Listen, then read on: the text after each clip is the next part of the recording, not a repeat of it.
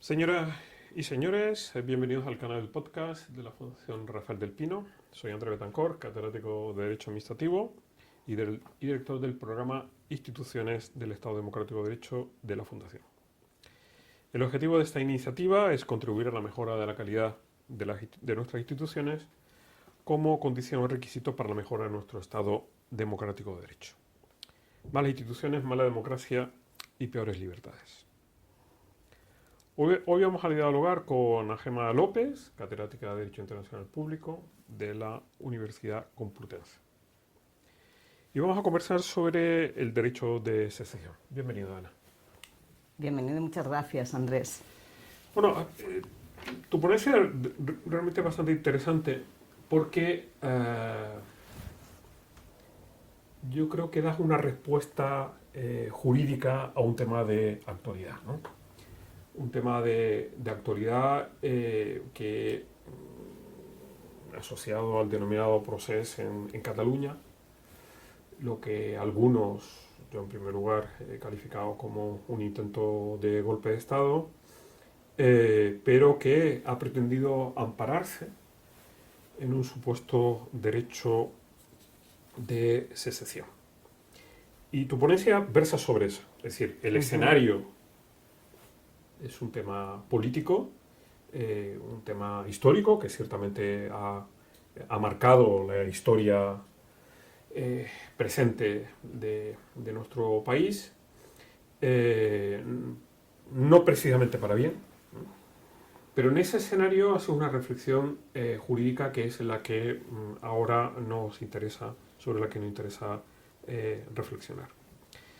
En primer lugar, vamos a situarnos. La diferencia entre secesión y separación. Yo creo que realmente para aclarar lo que dice el derecho y cuál es la respuesta del derecho a estos pretendidos movimientos independentistas, creo que es fundamental aclarar conceptos y situar exactamente el significado de cada uno de ellos, porque lo que se observa, evidentemente con una intención claramente política, es una manipulación de los términos con un beneficio propio. Todo movimiento independentista es lo que busca, y en este caso además lo busca amparándose en el derecho internacional. Y desde el punto de vista del derecho internacional los términos están claros. ¿Y por qué digo esto? Porque cuando se busca el término secesión, lo googleas, incluso buscas en el diccionario, directamente te pone que secesión es la acción de separarse de un Estado, lo cual parece entender que secesión es igual a separación. Es importante señalarlo porque en derecho internacional jurídicamente sí está regulada la separación. Está regulado en los convenios que tenemos de Viena de sucesión de Estados, que son los que regulan las distintas formas de aparición de los Estados, donde efectivamente aparece como una de esas formas la de separación, donde habla que una parte o partes del territorio de un Estado se separan de otro, bien para independizarse o bien para unirse a otro territorio en este sentido. Teniendo en cuenta que esto se aplica, según establecen las propias convenciones, a aquellos supuestos que se han hecho respetando los principios fundamentales de derecho internacional. ¿Qué ocurre entonces? Que la separación lo que parte es de respetar estos principios, que supone que esa separación tiene que tener en cuenta el consentimiento del Estado, porque eso supone respetar un principio fundamental que recoge el artículo 2.1 de la Carta de Naciones Unidas, que es el principio de soberanía territorial, que conlleva la integridad territorial.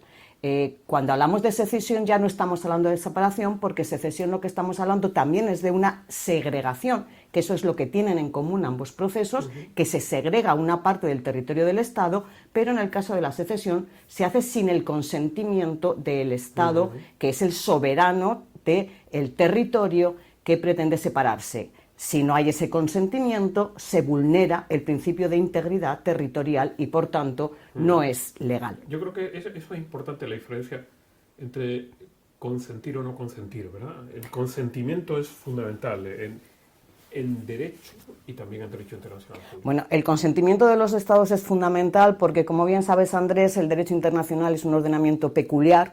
Yo siempre a los alumnos les digo cuando entran en la clase, esto es un KitKat, no tiene nada que ver con el funcionamiento del derecho interno, para bien y para mal. Tiene sus singularidades y hay que entenderlo. Y la primera singularidad que tiene el derecho internacional es que todo funciona en base al consentimiento de los estados, porque lo que pivota en torno a toda la creación de este ordenamiento es la soberanía, que es sin duda el eje central. De ahí que el consentimiento sea fundamental en todos los aspectos, y obviamente lo es más cuando lo que está en juego es la soberanía y la integridad territorial del Estado. Exacto. Por eso explicas que ese derecho a separarse, a segregarse, como depende del consentimiento de los estados, hay algunos supuestos donde, bien, el derecho interno podría reconocerlo, ¿no? No, claro, precisamente la clave de esto es la siguiente. Se viene diciendo, bueno, el derecho internacional no prohíbe la secesión. Y además aquí se aplica ese axioma de lo que no está prohibido es porque está permitido. Nada más falso en este sentido. No está permitido, pero tampoco, no está prohibido, pero tampoco está permitido. Por una razón muy sencilla. Teniendo en cuenta que la base es el consentimiento, que se pueda separar y que haya ese consentimiento no lo dice el derecho internacional. Esto lo determina el derecho interno de cada Estado, de tal manera que el derecho internacional es ajeno a si un Estado permite o no permite que una parte de su territorio se independice, con lo cual forma parte del derecho interno, además protegido por otro principio fundamental, que es la no injerencia en asuntos internos. De tal manera que cuando hablamos del Estado, evidentemente lo que estamos planteando es que ese consentimiento tiene que venir legalmente establecido, pudiendo darse de dos maneras. Una manera que puede darse es que la propia Constitución del Estado permita a partes de su territorio el poder separarse, ya sea todas o individualmente algunas de ellas. Actualmente nos encontramos con la Constitución de San Kitts and Nevis, nos encontramos también con Etiopía, que permite esa separación. En el caso de San Kitts lo permite para Neves, en este sentido. Pero luego después, tiene un enfrentamiento bélico con una parte que se quiere segregar. Efectivamente. Es decir, ¿hasta qué punto ese reconocimiento deja de ser una pura parodia, ¿no? Una pura parodia, ¿no? Porque luego está el otro supuesto, que sería el consentimiento ad hoc, expreso del Estado, ¿no? Y todo esto se conecta, claro, consentimiento, soberanía, derecho internacional, ¿vale? Se conecta con otro de los supuestos derechos, bueno, en fin, derecho que está ciertamente reconocido, otro caso, que es el derecho de la autodeterminación, ¿no? Y ahí sí que nos encontramos con un requisito que tú destacas en tu ponencia. ¿Qué sujeto tiene reconocido ese derecho, ¿no? El derecho a la autodeterminación de los pueblos, ¿no? Bien, con lo de la autodeterminación, Andrés, pasa una cosa como con separación y secesión. Para el derecho internacional la terminología es muy importante, pero los políticos la manipulan. Secesión no es igual a separación, que es lo primero que queda claro, y hay que sentarlo. Y de tal manera que también se hace una manipulación en el sentido de que tú vas a la Carta de Naciones Unidas, que es el primer texto internacional que recoge jurídicamente el principio de libre determinación de los pueblos, donde lo expresa con relación posteriormente en la resolución 1514 de la Asamblea General para los pueblos coloniales, y claro, llegan estos otros pueblos que no son coloniales, y entonces ya no hablo de libre determinación, sino que hablo de autodeterminación, y te estoy vendiendo que no es lo mismo, falso. Claro. Yo por curiosidad con esto, incluso ahora que se habla tanto de ChatGPT, le hice la pregunta a ChatGPT: ¿qué diferencia hay entre libre determinación de los pueblos y autodeterminación de los pueblos? Se hizo realmente, un cacao en el cual lo que decía no había por dónde cogerlo, con lo cual si se lo pregunto a los alumnos, te la pregunta la tendrían mal. Te voy a explicar, porque esto además yo insisto mucho cuando se explica esto, y en clase lo explicamos. Tú ya sabes que todos los textos de Naciones Unidas se hacen en distintos idiomas oficiales, y uno de ellos es el español. En la redacción de la Carta de Naciones Unidas no estuvo España, estuvieron varios países latinoamericanos, y eso denota pues, que hay ciertas expresiones que a nosotros en España nos chirrían, pero que vienen precisamente del continente americano, de los hispanoamericanos. Costa Rica, por ejemplo, estuvo Panamá. Entonces se debatió el texto y se decidió llamarlo libre determinación, que realmente libre determinación no nos queda muy claro de qué estamos hablando. ¿Qué ocurre? En el texto francés es autodeterminación. Autodeterminación es más rápido, más ágil, y yo creo que en la mente está muy bien. ¿Qué ha pasado? Que al final en la práctica se utiliza la traducción del francés para hablar del mismo principio. Y de hecho, cuando se explica la libre determinación, se dice: la libre determinación de los pueblos tiene dos maneras de manifestarse: autodeterminación externa y autodeterminación interna, la cual queda muy clara, sobre todo porque como bien sabes, inicialmente esto era un principio solamente vinculado a pueblos coloniales o sometidos a ocupación extranjera por la fuerza, y posteriormente, en 1970, con la resolución 2625, se dice ya que todos los pueblos tienen ese derecho. Ya lo hayan dicho los pactos internacionales de Nueva York en este sentido, ese derecho de todos los pueblos a la libre determinación. Y ahí es cuando, con ese texto, es cuando se distingue autodeterminación externa, es derecho a la independencia, autodeterminación interna es el derecho a estar dotados de un gobierno propio que represente y sin discriminación, de tal manera que fundamentalmente está vinculado a esa no discriminación y respeto de los derechos pero humanos. Luego eso conduce,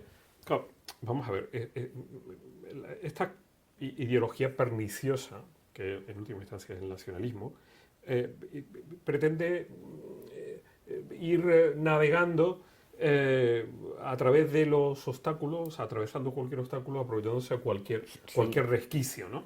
Y si no hay resquicio, se lo inventa, ¿no? Y ese nuevo resquicio para superar este obstáculo definitivo que está asociado al derecho de autodeterminación a las colonias, el resquicio es lo que tú estudias, la secesión remedio, ¿no? Efectivamente. El remedio, ¿no? O sea, es decir, ya, bueno, no, me tengo que autodeterminar porque es el remedio para poder superar el qué. Como bien dices, lo que se ha establecido como única posibilidad del derecho de secesión es la secesión remedio, interpretando lo que nosotros conocemos como la cláusula de salvaguardia de la integridad territorial, que después de explicar en qué consiste la libre determinación, dice que todo lo anterior se entenderá sin perjuicio de la integridad territorial de un Estado soberano que se comporte conforme al respeto a los derechos humanos y permita a ese pueblo tener su gobierno propio.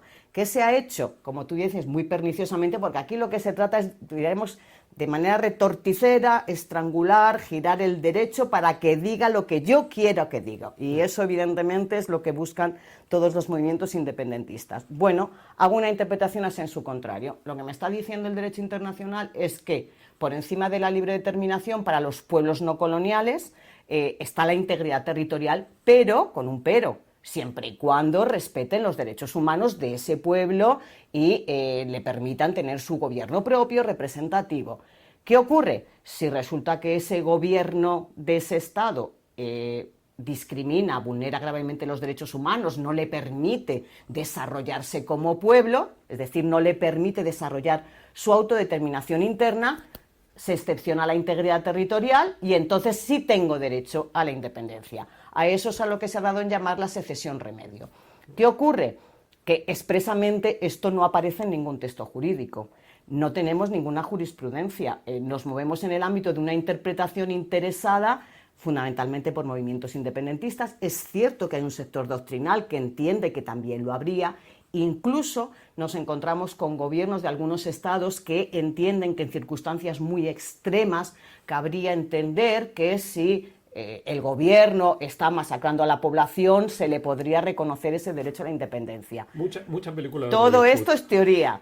Yo con esto lo que digo ahí, me parece muy bien, la teoría está, pero la teoría hay que demostrarla.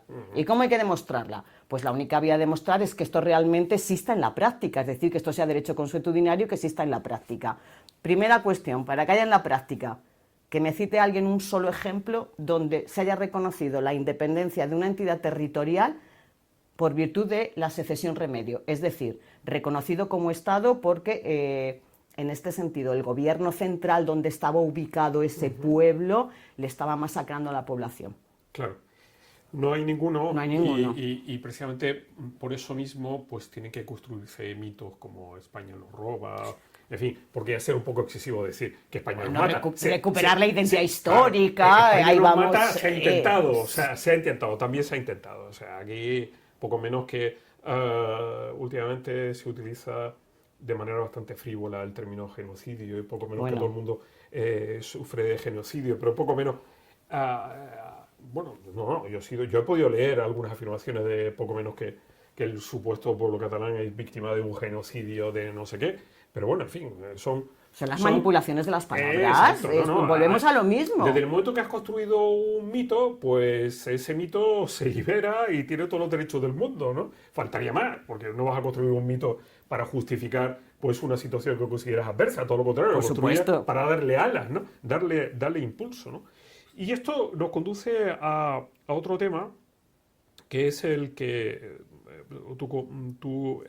hablas sobre la Declaración Unilateral de Independencia, ¿no? Los efectos jurídicos de la DUI, ¿no?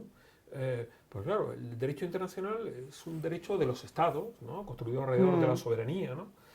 Lógicamente, el principio esencial es la integridad, la integridad territorial y preservar la integridad también de de esa misma soberanía en todos sus ámbitos, tanto personal como territorial, ¿no? Y en ese escenario no puedes negar que se puede producir un hecho, ¿no? El hecho de la DUI, ¿no? No, sí, el hecho cierto es que se producen y se llevan produciendo. En este sentido, no podemos negar la evidencia porque por mucho que digamos, esto es lo que dice el derecho, esto es lo que dice el derecho internacional, perfecto, pero estas entidades territoriales, en el caso que estamos hablando de Cataluña, pero hay otros ejemplos en los cuales realmente es una población determinada desde el punto de vista étnico, ¿no? Como fueron en su momento los bengalíes en el caso de Bangladesh, o como pueden ser los tamiles en el caso de Sri Lanka, o los kurdos, ¿no? Que ahora ya, bueno, pues parece que se disuelven porque ya, digamos que su intento de ser independiente, es decir, desisto, renuncio, porque después de tanta lucha esto es imposible en este sentido. Las declaraciones están ahí y la lista es muy, muy larga de declaraciones unilaterales de independencia. Entonces la pregunta es, en este sentido, primero, yo me iría antes de los efectos jurídicos, sería una pregunta previa. ¿Prohíbe el derecho internacional las declaraciones unilaterales de independencia? No lo prohíbe. Claro, volvemos nuevamente a la interpretación. Como no lo prohíbe, las permite. Y eso precisamente fue lo que volvemos nuevamente a retorcer y además decir donde no dice, inventarse algo, recurrir al dictamen de la Corte Internacional de Justicia de Kosovo, donde la pregunta precisamente era si se había violado el derecho internacional con la Declaración Unilateral de Independencia.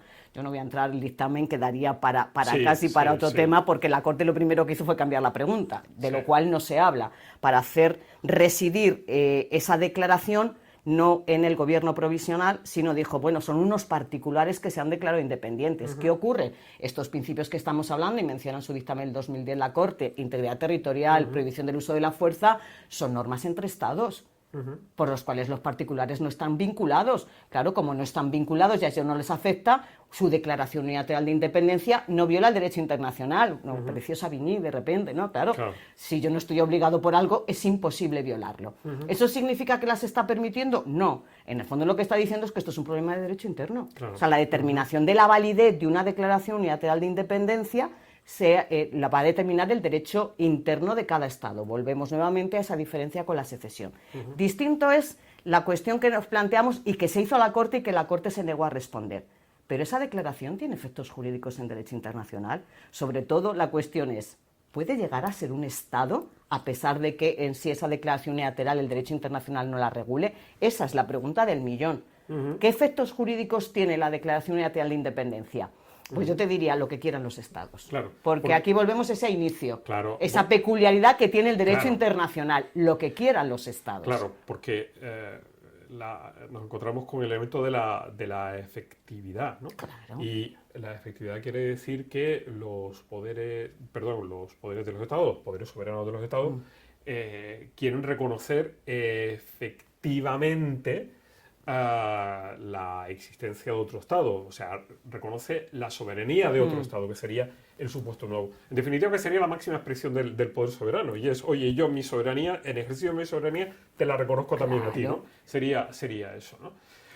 Bueno, pues, sí, lo que pasa es que te interrumpo un segundo porque precisamente se habla mucho del reconocimiento y el valor del reconocimiento. El reconocimiento es un acto político. Efectivamente. Y además no hay acto más político en derecho internacional que el reconocimiento. No responde a ningún fundamento jurídico. La razón de reconocer o no reconocer es una cuestión política y además te puedes encontrar que según el signo del gobierno cambie. Y te pongo el ejemplo de Kosovo. Kosovo, que hoy por hoy no es ningún Estado porque no reúne esa efectividad que es necesaria, porque no es independiente, más allá de que viola la integridad territorial de Serbia y por tanto no cumple el requisito de la legalidad. Tú te encuentras que todos sabemos que esto es un apoyo de Estados Unidos. Bueno, pues más de 100 Estados llegaron a reconocer. tú sabes que hay muchos que han dicho que retiran el reconocimiento porque efectivamente no es un Estado y todo por un cambio de signo de gobierno. Exacto. A mí no me interesa en este sentido reconocer a Kosovo, donde dije digo, digo Diego, con lo cual, igual que reconocido, dejo de reconocer. ¿Eso qué es? Política internacional. Exacto, exacto. Bueno, Ana Gemma, de verdad muy, muy interesante esta charla, esta ponencia, sobre un tema que nos ofrece los límites entre el derecho, la política, porque en definitiva en el escenario del derecho internacional, el juego de la soberanía y cómo esa soberanía tiene la máxima expresión en el reconocimiento a otro de la soberanía, por lo tanto la condición de que somos igualmente soberanos, ¿no? Y cómo la ideología del nacionalismo intenta abrirse hueco. Sobre ¿no? esto hay una cosa que sí que me resulta, simplemente te interrumpo por una cosa cuando hablábamos de esa efectividad, porque es importante también tener claro a este respecto. Una declaración unilateral por sí misma no crea un Estado por una razón muy sencilla. La creación de los Estados, más allá de reunir los requisitos materiales, es un proceso. Es un proceso para demostrar, como tú muy bien decías, la efectividad. Uno tiene realmente que funcionar efectivamente como Estado y de manera independiente. Esto no se hace por una declaración unilateral de independencia. Eso necesita un proceso, necesitas unos medios, necesitas contar con todos los poderes, necesitas una base económica para poder subsistir y no poder depender, como le pasa en este sentido a Transnistria, que depende de Rusia, o a Osetia, o a la República Turca, que depende en este sentido de Turquía, porque si resulta que no consigues funcionar, bueno, pues pasa que me parecía hasta un chiste, ¿no? Cuando en septiembre del 2023 el supuesto presidente de Nagorno-Karabaj dice: vamos a dejar de existir como Estado. Y yo digo, como si alguna vez hubieran llegado a existir, ¿no? Exacto, exacto. Muy bien, de verdad, muchísimas gracias. Y en la próxima sesión trataremos sobre la fe pública en el siglo XXI. Contaremos con un invitado también de excepción, que es Juan Álvarez Sala, notario de Madrid. Gracias a todos ustedes por su atención. Le invitamos a que continúe atendiendo este canal de podcast de la Fundación Rafael del Pino. Muchas gracias.